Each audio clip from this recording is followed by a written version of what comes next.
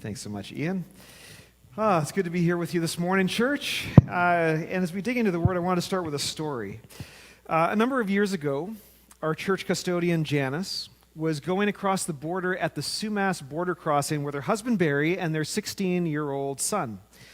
It's pretty typical for what you'd expect at the border. Every line was open, there was lots of cars, and about a half-hour wait. After crawling forward one car at a time, it was their turn to go up to the border crossing. Barry pulled up to the window, handed their passports to a very young and keen border guard, who looked at their passports and began typing into his computer. As they waited in their truck, they started to notice that things were happening around them. The other border guards were stepping out of their booths and coming to stand around their truck. One of the border guards came to the driver's side door and told Barry to get out of the vehicle, which he did. He was then escorted around to the back of the truck and asked if they had any weapons on them, which fortunately they did not, although he was a little worried about the wood splitter in the back, and his Leatherman did get confiscated.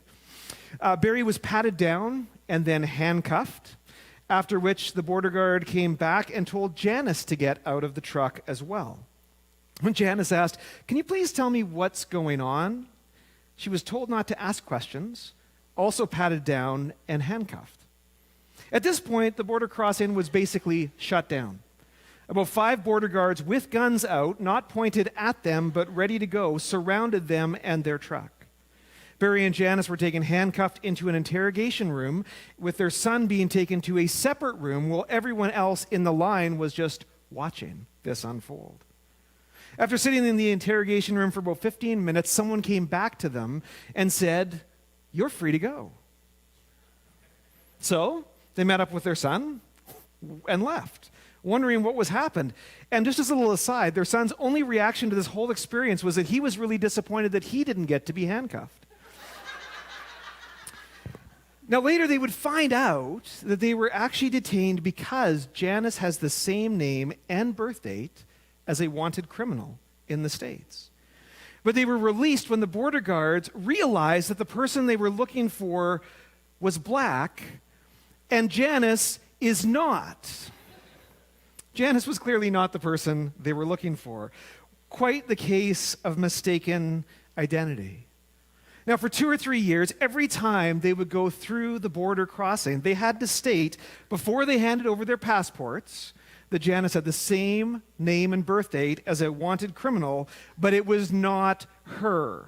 Could they please just look at the picture of the wanted criminal and they would be able to figure that out? That little bit of mistaken identity made their life incredibly complicated for quite a while. Now, as we continue our fall series this morning, we're following the historical events of the Exodus of God's people from slavery in Egypt, heading off into the Promised Land. And as we've been examining this journey to freedom, one of the key themes that comes up through this whole thing is the question, who am I? The question of our identity. Now, if I was to ask you today, who are you? And I just want you to think of a word or phrase that describes who you are, okay?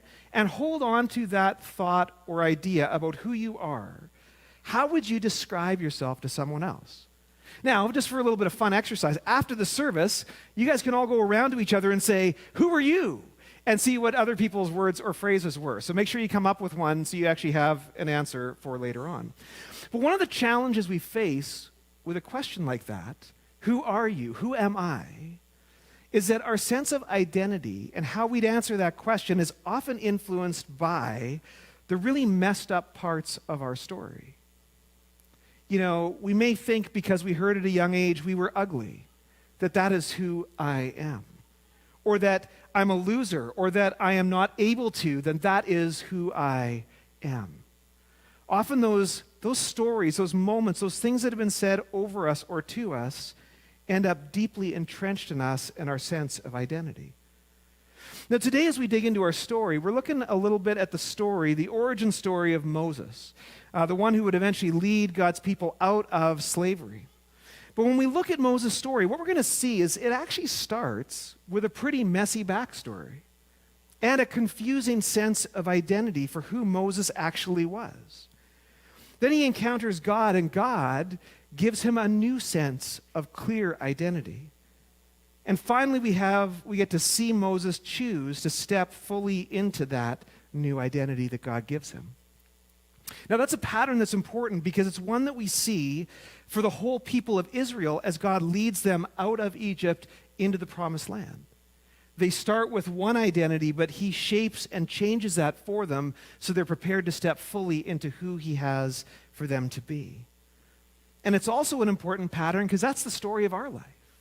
How we start in one place with an identity that's rooted in who we have been. In this broken world of sin, God calls us to a new sense of identity and invites us to step fully into it to experience the life he has for us. So as we look into this pattern in Moses' life, we're going to touch down at several significant points in Exodus 2 through 4 to understand who Moses really is and why that matters as he steps out to follow God's call. So let's talk a little bit about Moses' backstory, his mixed or hybrid identity that he had. Now last week, if you were here with us, we discovered a couple parts of Moses' backstory. First of all, that he was born an Israelite. He was born a Hebrew. He was born to a people who were enslaved to another people in the land of Egypt. But then his story takes a radical turn when he's adopted into the Egyptian royal family. From Israelite to Egyptian, from a life of slavery to a life of privilege. Moses' story is changing. And we can see Moses in this story wrestling with the complexity of this question of who am I, this question of his identity. As we get to chapter 2, verse 11 to 15, it says this. One day after Moses had grown up, he went out to where his own people were, that'd be the Israelites, and watched them in their hard labor. He saw an Egyptian beating a Hebrew, one of his own people. Looking this way and that and seeing no one, he killed the Egyptian and hid him in the sand. The next day he went out and saw two Hebrews fighting. He asked the one in the wrong, "Why are you hitting your fellow Hebrew?" The man said, "Who made you ruler and judge over us? Are you thinking of killing me as you killed the Egyptian?" And Moses was afraid and thought, "What I did must have become known." When Pharaoh heard of this, he tried to kill Moses, but Moses fled from Pharaoh and went to live in Midian, where he sat down by a well. So Moses is a guy who feels compassion for his birth people. He feels rage at the injustice of the actions that are being done to them, even though he himself is living as a person of privilege among the people who are abusing his people. And he ends up killing an Egyptian for beating an Israelite. Yes, if you didn't know, murder is a part of Moses' complicated backstory. But then, after doing this thing where he feels he brought justice to his people, he feels the betrayal of not being accepted by his birth people as they reject his intervention in their affairs. So he kills an Egyptian, he's rejected by the Israelites, and now he ends up under threat of his adoptive grandfather, Pharaoh, who's really angry at Moses for killing an Egyptian for hurting a Hebrew. Messy. And so, feeling a real lack of belonging, which maybe is relatable for us today, Moses runs away, only to complicate his story even more. So let's read on in verse 16. Now, a priest of Midian had 7 daughters, and they came to draw water and fill the troughs to water their father's flock. Some shepherds came along and drove them away, but Moses got up and came to their rescue and watered their flock. When the girls returned to Reuel, their father, he asked them, "Why have you returned so early today?" They answered, "An Egyptian rescued us from the shepherds. He even drew water for us and watered the flock." "And where is he?" Reuel asked his daughters. "Why did you leave him? Invite him to have something to eat." Moses agreed to stay with the man who gave his daughter Zipporah to Moses in marriage. Zipporah gave birth to a son, and Moses named him Gershom, saying, "I have become a foreigner in a foreign land."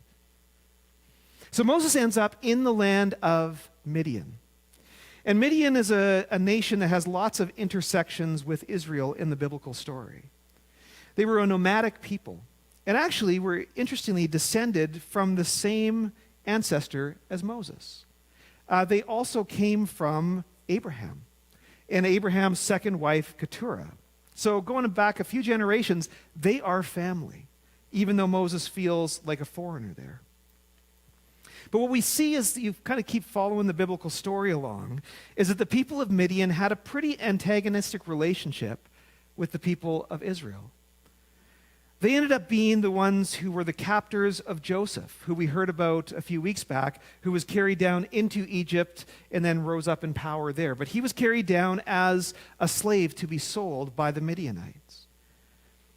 The Midianites are going to trip Israel up by convincing them to fall into idolatry when Israel comes out of Egypt towards the Promised Land. And ultimately, they're going to get in a pretty big battle down the road, a battle that's pretty famous in the book of Judges, with Gideon leading the armies of Israel, defeating the Midianites.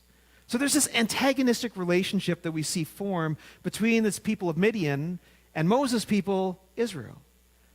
But here, they're just a people in the wilderness, this nomadic group of people where Moses finds refuge while he's on the run.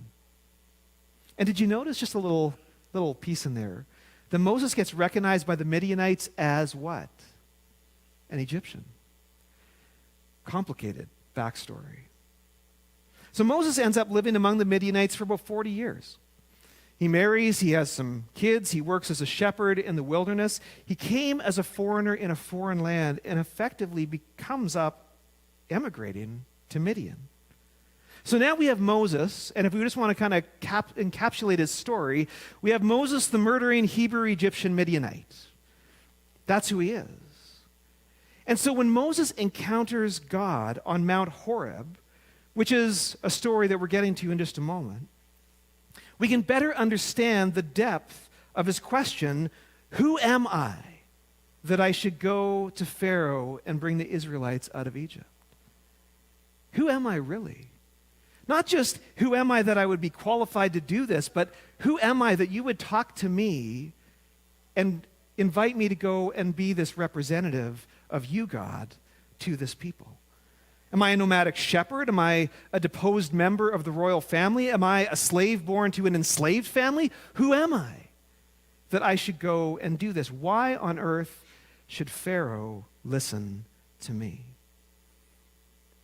But in this encounter between God and Moses that happens in chapters 3 and 4, God will not only answer Moses' question, but in doing so will also call Moses to his life's purpose, to lead his people out of slavery in Egypt and into the Promised Land. So Moses encounters God on Mount Horeb with kind of a cool burning bush moment. He comes to this bush that's on fire, but the bush itself is not consumed by the fire. I mean, if we had fires like that, we wouldn't have to worry about forest fire season. It'd be pretty cool. But this bush is on fire, not being consumed, and out of that bush, God speaks to Moses. I don't know about you, but that would get my attention. How does that work? And having got Moses' attention, God speaks to Moses and answers his question, who am I that I should go lead this people out of Egypt? God said, I will be with you. And this will be the sign to you that it is I who have sent you. When you have brought the people out of Egypt, you will worship God on this mountain. Moses said to God, suppose I go to the Israelites and say to them, the God of your fathers has sent me to you. And they ask me, what's his name? Then what shall I tell them? God said to Moses, I am who I am. This is what you're to say to the Israelites, I am has sent me to you. God also said to Moses, say to the Israelites, the Lord, the God of your fathers, the God of Abraham, the God of Isaac, and the God of Jacob, has sent me to you. Now notice in this account how God actually answers Moses' question about who he is by telling Moses who God is, who this God is that's speaking to him on the mountain. First thing he does is he acknowledges Moses' confused sense of identity. In verse 6, he actually says something similar to what he says at the end of that verse in verse 15 there. because that was what he said you should say to the Israelites, I'm the God of your fathers, Abraham, Isaac, and Jacob. But when he says it to Moses, there's an important difference. He says, I am the God of your father. Singular, not plural. I am the God of your father. That was in verse 6. Which raises an interesting question when you read that. Which one? The God of your birth father? The God of your adoptive father? The God of your father-in-law in whose land you've been living and whose family you've now become a part? Which father is this the God of? This is just a little interesting side note for the Bible nerds in the room. We talked last week about the fact that in Hebrew, the name Moses means to draw out, one who draws out.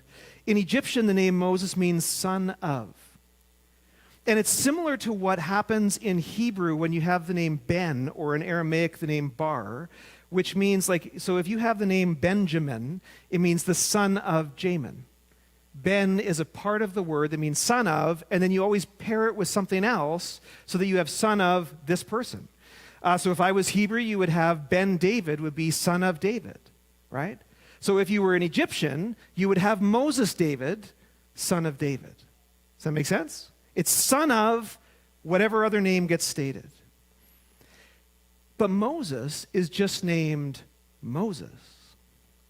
He is named son of blank, which raises the question, who is he truly the son of? And now God in this moment clarifies which family Moses is truly a part of. He's going to answer the question. He's going to say, Moses, I know you have all these different families that you're sort of associated with. I'm going to tell you who you really are. I'm going to tell you which family you are actually connected with. I am the God of your father, Abraham, Isaac, and Jacob.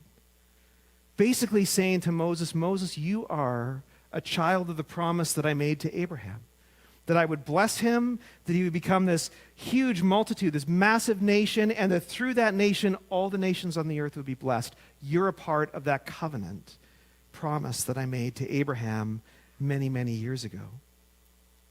That's your identity.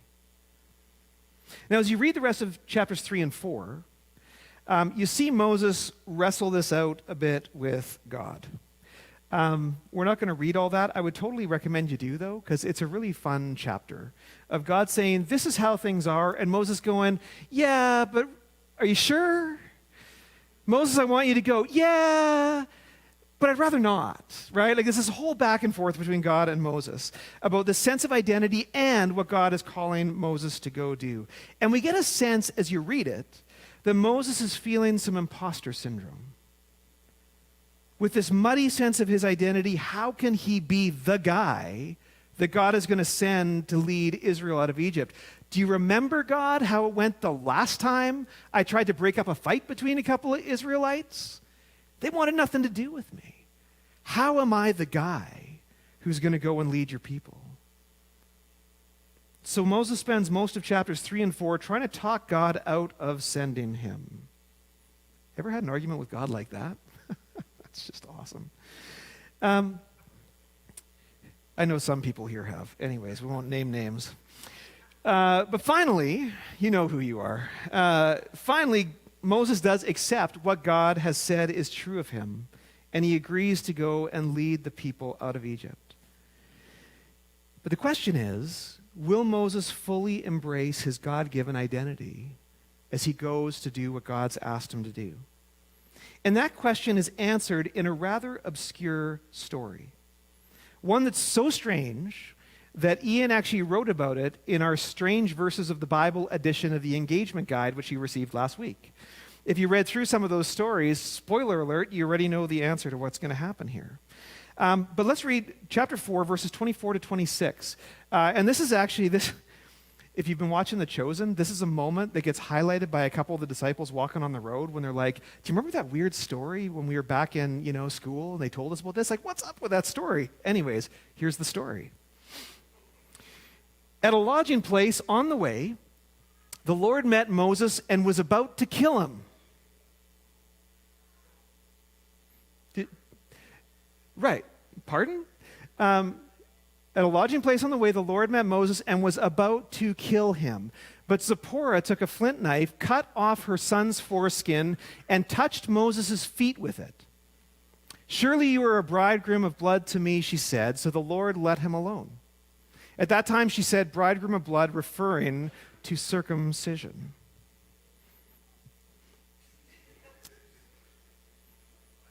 How we doing? And all the guys in the room immediately crossed their legs. Okay, so what is going on here? Moses has this wrestling match with God. He finally agrees to go. He's on his way, and now God's going to kill him? Why? Well, as Ian noted in the engagement guide, this story has an important point. At this point in the story of the people of Israel, the only real marker of being part of that covenant people was circumcision. That was the sign that God had given to Abraham, that all male children were to be circumcised on the 8th day. That was how you knew you were part of the covenant people of God, was that you had gone through this ritual circumcision. Now, Moses was already circumcised. We know that because he doesn't get circumcised on the road. Maybe he had actually been circumcised by the Egyptians, because they also had a practice of circumcision as well.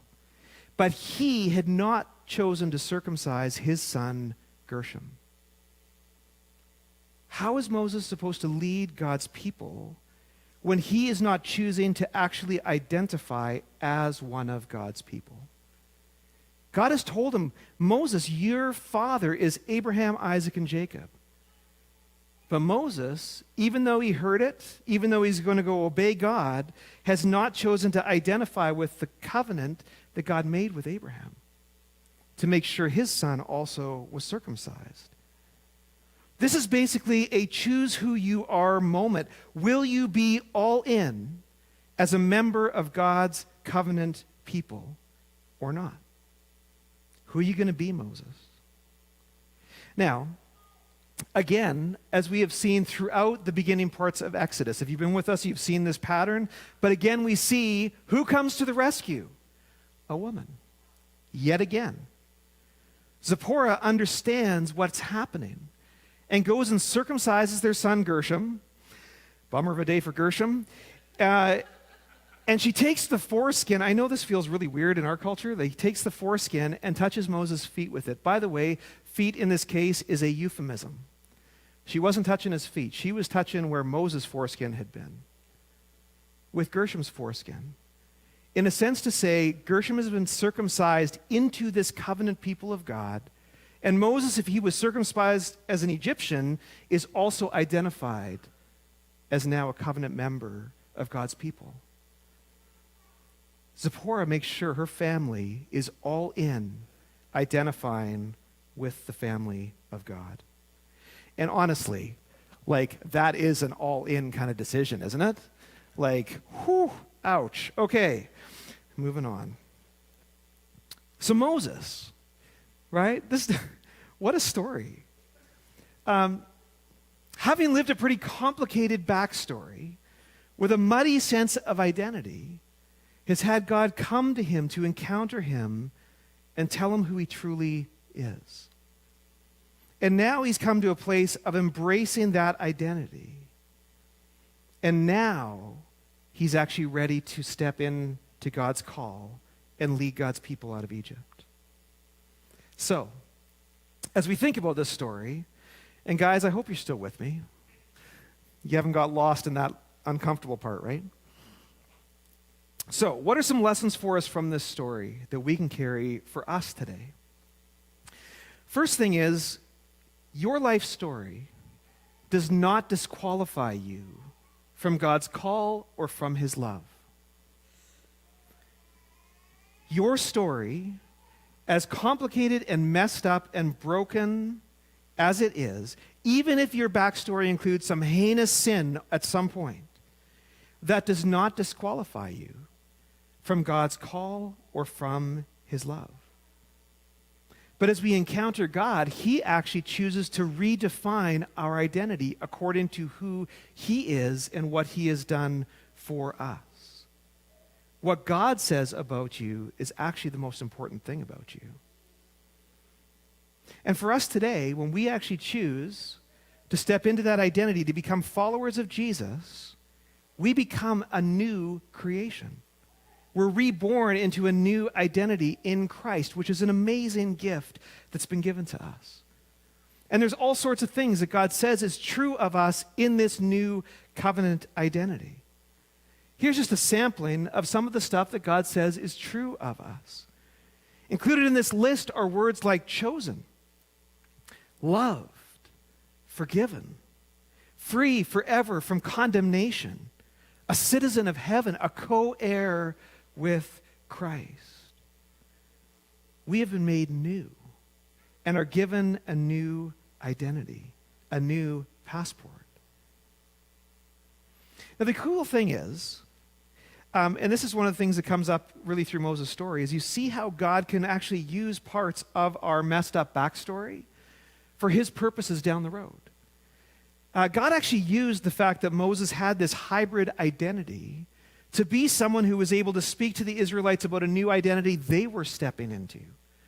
Remember earlier I said Moses, the pattern Moses walks through here is one the people of Israel will walk through?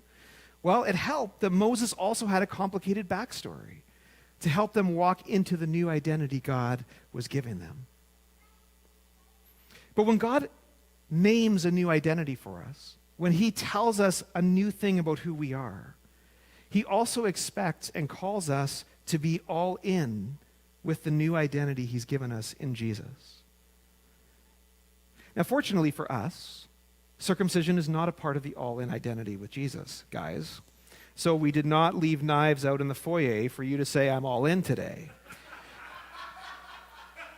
Or even a Leatherman, for that matter.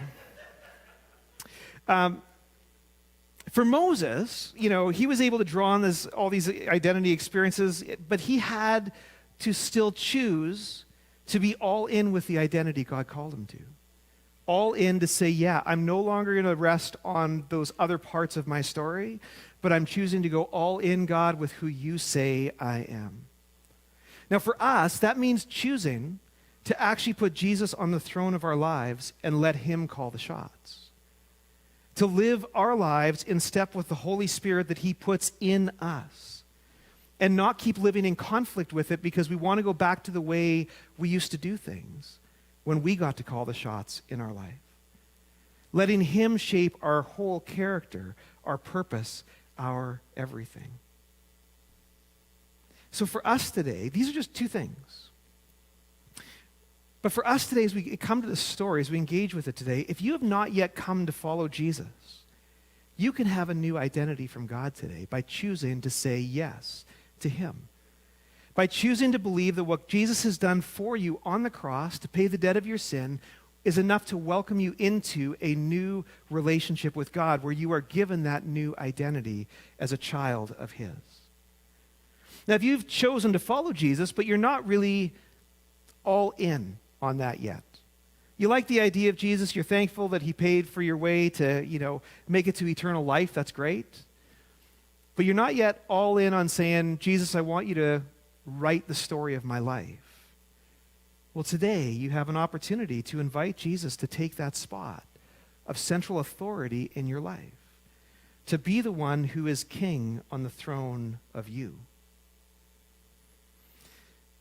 There's far too many people who identify as Christians and end up living powerless lives because they don't want Jesus to be Lord in their life. They just want him for the salvation that he'll bring.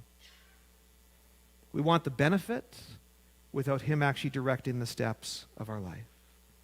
And so today, as we see Moses' story, it's also an invitation for us to choose to be all in with Jesus. Well, church, with those thoughts resting on your minds and hearts, I want to turn our attention to a time of response to that, to the things that God has been stirring in you. We prayed ahead of time that God would be speaking through his word to you. Whether that's through something I said or not, doesn't really matter. What God said to you is the thing to be wrestling with. So I want to invite our teams to come up at this time, those serving communion, those who will be on the worship team in the prayer room. And I'll just talk you through quickly what we're going to do for this time of response that we have. First of all, we have a chance to come to the Lord's table, which is set for us with the bread that represents Jesus' body that was nailed to the cross, and the juice that represents his blood that was poured out as he bled in that sacrifice for us. But that table, this table that we come to, is a reminder of what Jesus did to give us a new identity, to give us new life. And so we come to this table to remember with gratitude the sacrifice he made on our behalf and to receive it, to say, thank you, Jesus, for what you've done for me. A couple practical notes about the table. When you come up, the bread that's in the glass dish is gluten-free. So if you do need gluten-free bread, feel free to take a piece of that. Otherwise, you can take one of the other pieces. And then once you've taken your bread and juice, take it back to your seat and feel free to eat and drink as you are ready to do so. We also have the prayer room open today. I know the door is closed. That is only for noise. It is open. And John and Terry are going to be in there, and they would love to pray with you about whatever need you may have. But particularly, maybe it's a moment for you to come to God to either accept a new identity in Jesus or to step all into it. And so if you'd like to pray about that or anything else, feel free just to go join them in the prayer room, and they'd love to be able to pray with you today. Our worship team will just lead us in some songs just celebrating our God who has made us new. And then a little later on, members of our hospitality team will come to receive our offering, which is just a tangible way of us sharing in what God is doing in our church and our city. We get to hear incredible stories of how he's calling people to himself.